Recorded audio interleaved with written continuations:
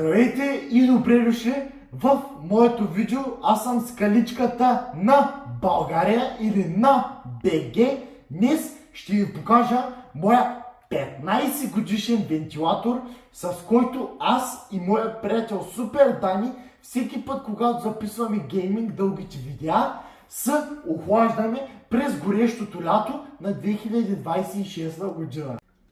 Така, вентилатора вече е до мене. С много мъки аз и оператора го изкарахме от стаята, която стая има доста антики, които трябва да покажа също други видео, както този вентилатор е антика. Той е в момента в прах, в пайжени по краката.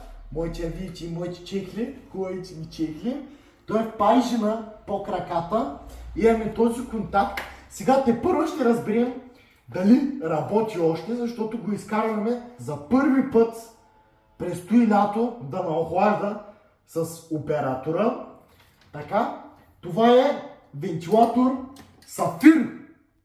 Той вентилатор има 3 степени черене. Не съм разсвет на вентилатори спокойно. Вентилатор е черен, Сафир, 15 годишен, както казах в интрото. Има 3 степени, като на първата степен се върти нормално, на втората е малко по-силно. Има нулева степен, която да се спира. Това е нулевата степен, това е първата, на която се върти нормално, втората, на която се върти малко по-бързо и на третата, на която спира.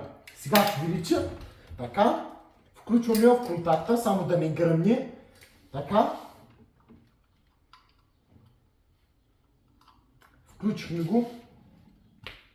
Така, кабела някъде другаде да го сложа, за мен освен да го мекна, обаче вентилатора е включен, пускаме първа степен, за козярката ми обра малко от праха. Пускаме първа степен. Ето го. Сафир, вентилатор първа степен, с така скоро се върти на първа степен. Мисля, че видеото става доста интересно на сега. Ето го. Работи.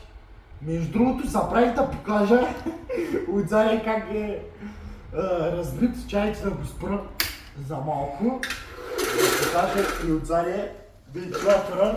Просто е перфектен и е залепен с чиксо. Можете да видите. Страхотен вентилатор. Няма защо. Разбирате, той е вентилатора. Обръщаме го отново. Сега на мен ми е малко гадно, защото вентилатора не духа към мен, а духа към оператора. Пускаме отново първата степен, да загрее малко, защото той има нужда от загряване. Ако го пуснем директно на втора степен, ще гръмни и ще почне да запуша котейки отзаде. Както можеше да свалите и нещо отзаде и той да започне да се върти. Ето, сега ще дойде на тази страна. Обаче пак ще го позиционирам към оператора, защото там е и камерата. Така. Вече загря, както видите, върти се с определената скорост за първа степен. Пускаме втора. Вече как почва да се засилва, става по-шумен. Центрофугата върти. Ненормален съм, да. Центрофугата върти, става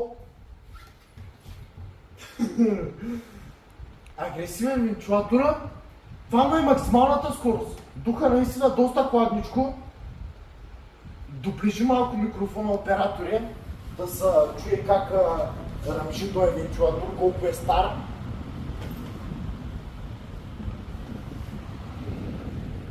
Страхотен.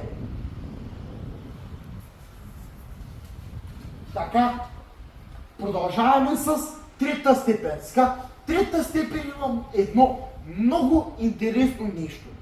Сега, както виждате, че се върти на втора степен този вентилатор, на трета степен скоростта му намалява, защото този вентилатор е развален и трета му степен не работи.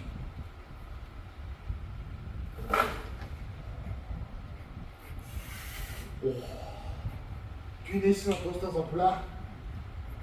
Ни чеше кръв.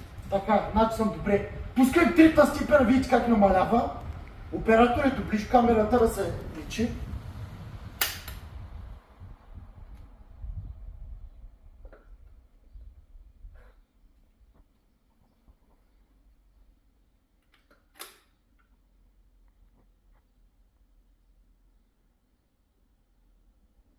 Може да ви той намалява, направо спира. Невероятен вентилатор, обаче сега ако включи пак на втора, почва да се върчи. Страхотно! Наистина. Пусни малко да се върти. Че той вече почва на ядоса. Обаче е доста хубаво вентилатор, че върши с работата. Така. Това бях аз и мой вентилатор. Чайте той нещо да спре да се върти. Сега целия станах в прах. Това бях аз с каличката на България и на БГ. Това беше моя вентилатор, който сега ще спрем, за да не издава излишен шум. Най-хубавият вентилатор, който можете да видите в цяла България. Доста добре се върти на втора степен, чак бръкнах с ръката си, за малко ще да ме разкърви. Но аз съм доста издържлив човек. Това беше аз и моя вентилатор.